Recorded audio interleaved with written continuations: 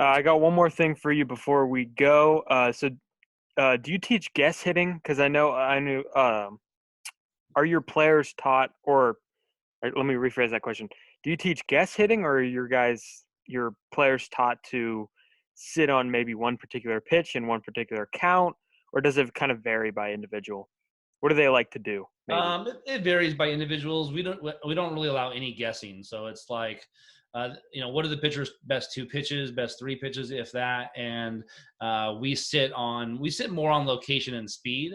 And so all of our hitters at our level, like they know their hot zones and cold zones. So we can talk about that all day long. So if your cold zone is low and outside, uh, we're not swinging at that pitch. I mean, and so we're looking for red zone early, and we'll expand that red zone later in the count with two strikes.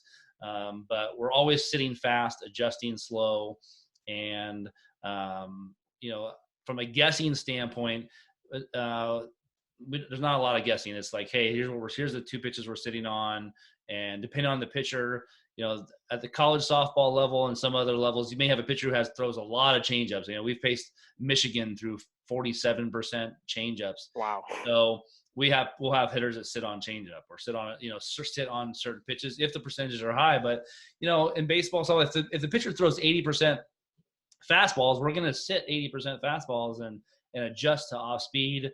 And but I have hitters that say, hey, I want to sit on this pitch and this count. And we kind of talk about it and we'll say, okay, that's fine. Sit on that pitch and we'll take it without in certain counts for sure. But we always have a plan on that. Real quick before we go, do you guys get a full report on some of the college softball arms that you face? What kind of knowledge do you have on them before So coming? yeah, we have a lot of charts. There's a lot of chart data. We know not what pitches they throw, but we know their strike percentages and where they're hit, what fields. And then I spend